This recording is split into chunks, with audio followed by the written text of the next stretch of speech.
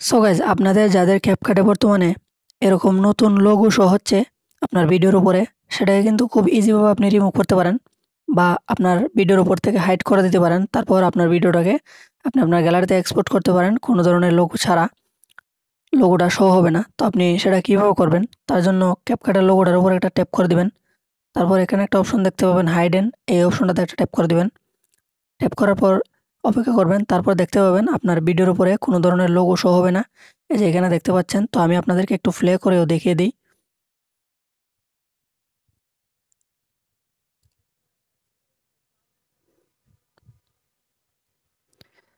তো বন্ধুরা, দেখতেই পেলেন এখানে কিন্তু আমার ভিডিওতে ক্যাপকাটের বর্তমানে যে নতুন লোগো সেটা কিন্তু আর শো হচ্ছে না।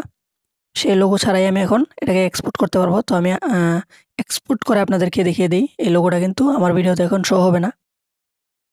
তো এখানে একটা অ্যাড চলে আসছে। তো অ্যাডটাকে আমি একটু কেটে দিলাম, যাতে আপনাদের ভিডিওটা দেখতে অসুবিধা না হয় বা ভিডিওটা লম্বা না হয়। তো এবার যদি আমি এটাকে প্লে করি, আপনি দেখতে পাবেন এখানে কিন্তু কোনো ধরনের লোগো শো হবে না আমার ভিডিওতে। তো বন্ধুরা, আশা করি বুঝতে পেরেছেন। ধন্যবাদ।